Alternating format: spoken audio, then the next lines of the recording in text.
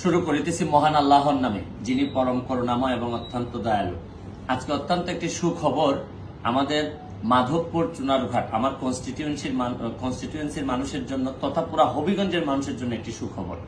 আপনারা জানেন, কিছুদিন আগে আমি যখন আমেরিকাতে ছিলাম রমজানের সময় আপনারা কমপ্লেন করছিলেন যে দিনে 24 ঘন্টায় নাকি 24 বার বিদ্যুৎ যায়, পল্লী বিদ্যুতের বিদ্যুৎ আমাদের।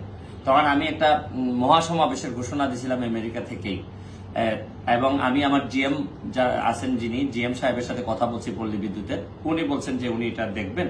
তারপরে আপনারা জানেন যে বিদ্যুৎ আর যাচ্ছিল না, মোটামুটি ঈদ আমরা সুন্দর মতোই করতেছিলাম। তো এরপরে জিএম সাহেব আমাকে একটা দায়িত্ব দিয়েছিলেন যে উনি যে জিনিসগুলোর কারণে লোডশেডিং করা লাগে, এই জিনিসটা যদি আমি করে দিতে পারি বা সহযোগিতা করি ওনাদেরকে, তাইলে হয়তো উনি আর বেশি ইলেকট্রিসিটি আর নিবেন না, কারেন্ট আমাদের যাবে না। তো কাজটা ছিল কি, আপনারা জানেন যে শায়েস্তাগঞ্জের নসরতপুরে 11 মেগাওয়াট একটা বিদ্যুৎ উৎপাদন কেন্দ্র আছে। এইটা গ্যাসের অভাবে বন্ধ হয়ে গেছিল জাস্ট এই যে কিছুদিন আগে, যার কারণে বিদ্যুৎ উৎপাদন কম হচ্ছিল, আমরা বিদ্যুৎ পাচ্ছিলাম না। তো উনি বলছিলেন যে এই গ্যাসটা যদি আমরা উৎপাদনটা বা গ্যাসের যে লাইন, এই লাইনটা যদি আবার আমরা এই প্লান্টে যদি দিতে পারি 11 যেটা মেগাওয়াট, তাইলে হয়তো উনি আর লোডশেডিং করবেন না। আমি পরবর্তীতে জালালাবাদ পেট্রো বাংলার চেয়ারম্যান এবং জ্বালানি সচিব, ওনাদের সবার সাথে কথা বলছি, ব্যক্তিগতভাবে কথা বলছি।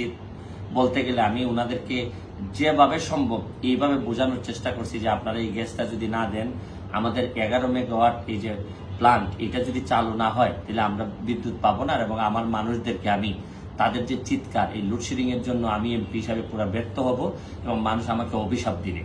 পরবর্তীতে যাই হোক, 1 সপ্তাহের ব্যবধানে আমি ধন্যবাদ জানাচ্ছি মাননীয় জ্বালানি সচিব মহোদয়কে, আমি ধন্যবাদ জানাচ্ছি আমাদের পেট্রো বাংলার চেয়ারম্যান সাহেবকে, আমি ধন্যবাদ জানাচ্ছি জালালাবাদকে, আমি ধন্যবাদ জানাচ্ছি যে 11 মেগাওয়াট প্লান্টের যে নাসিম সাহেব, যিনি প্লান্টের ইনচার্জ, তিনি অনেক কষ্ট করেছেন।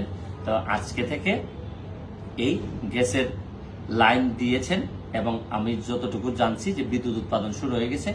এখন আর আশা করা যাচ্ছে যে আমাদের এইরকম লোডশেডিং হবে না। আমরা লোডশেডিং হইলেও আমরা জিএম সাহেবকে জবাবদিহিতার আওতায় নিয়ে আসতে পারবো, কারণ ওনার কাছে বরাদ্দ আছে। আমি এবং ওনাকে এটাও বলছি যে আমাদের বিদ্যুৎ যেন অন্য জায়গায় না যায়, এটার জন্য ব্যবস্থা করার জন্য যা যা লাগে এটা আমরা, যদি উনি প্রয়োজন মনে করেন আমাকে ডাকলে আমি অবশ্যই যাব। সুতরাং আমি এমপি হিসাবে এটা মনে করি আমার জবাবদিহিতা যে আমি কি কি করতেছি এবং আপনাদের বিদ্যুতের জন্য কি কি করতেছি। আশা করি একটা আমূল পরিবর্তন হবে।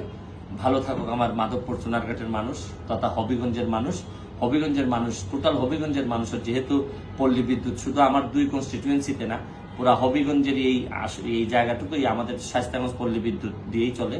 সুতরাং আমার বিশ্বাস যে পুরা হবিগঞ্জের মানুষ এইবার বিদ্যুৎ থেকে কিছুটা হইল, এই লোডশেডিং থেকে বা বিভিন্ন জিনিস থেকে কিছুটা হইল মুক্তি পাবে।